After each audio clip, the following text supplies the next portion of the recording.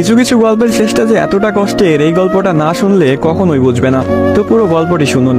একটি 19 বছর বয়সী মেয়ে তার প্রেমিকের কাছে গিয়ে বলে, আমার 20তম জন্মদিনে তুমি আমাকে কি উপহার দিবে? ছেলেটি মুচকি হেসে বলল, এখনো তো অনেক সময় আছে, আর সময় হলে তুমি তোমার জন্মদিনের উপহার পেয়ে যাবে। বেশ কিছুদিন যাওয়ার পর একদিন হঠাৎ করে এই মেয়েটি অজ্ঞান হয়ে যায়। বাসার সবাই বেশ অস্থির হয়ে যায়, কিছুই বুঝে উঠতে পারছিল না কেউ কি হয়েছে মেয়েটার। তারপর সবাই মিলে তাকে হাসপাতালে নিয়ে গেল। হাসপাতালের ডাক্তার অনেক পরীক্ষা নিরীক্ষা করার পর তার পরিবারকে জানালো, সাদিয়ার হার্টে একটা ছিদ্র ধরা পড়েছে।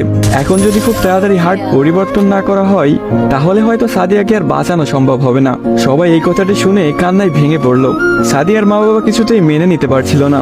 সাদিয়ার প্রেমিক সাকিব তার বিষয়ে ডাক্তারের কাছ থেকে সবকিছু শুনে বলল, এ কিছুতেই হতে দিবে না সে।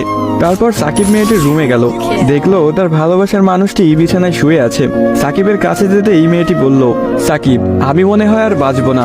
সাদিয়ার চোখের পানি মুছে দিয়ে সাকিব বলল, কে বলেছে তুমি বাঁচবে না? তুমি খুব শীঘ্রই ভালো হয়ে যাবে। মেয়েটি বলল, তুমি কি করে জানলে? ডাক্তার তো বলেছে আমার হার্টে একটা ছিদ্র ধরা পড়েছে, আর আমাকে বাঁচানো সম্ভব না।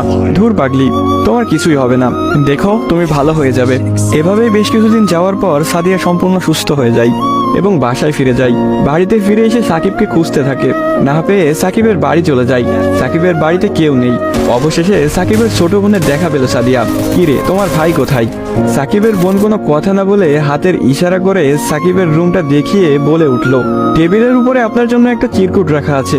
সাদিয়া কথাটি শুনে রুমে গিয়ে চিরকুট হাতে নিয়ে পড়তে শুরু করলো। প্রিয়তমা, আমি জানি যেদিন তুমি এই চিরকুটটি হাতে পাবে সেদিন তুমি সম্পূর্ণ সুস্থ হয়ে যাবে, সবকিছু ঠিক হয়ে যাবে আগের মতো, যেমনটা আমি তোমাকে বলেছিলাম। আমি বলেছিলাম না কিছু হবে না, দেখছো তাই হয়েছে। তুমি আমার কাছে 20তম জন্মদিনের উপহার চেয়েছিলে না? অনেক ভেবেছি, কিন্তু তোমাকে কি উপহার দিব ভেবে পাচ্ছিলাম না। তোমার অসুস্থতার কথা যখন ডাক্তারের কাছ থেকে শুনলাম, যখন বললো একটা হার্ট খুঁজতেছিল, তখন মনে হলো তোমার জন্য এর চাইতে ভালো কোনো উপহার হয় না।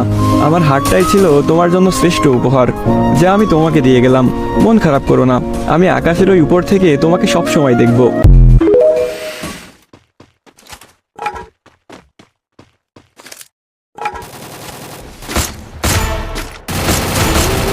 Wrong team's gone. Looks like they're fleeing. Killing spree!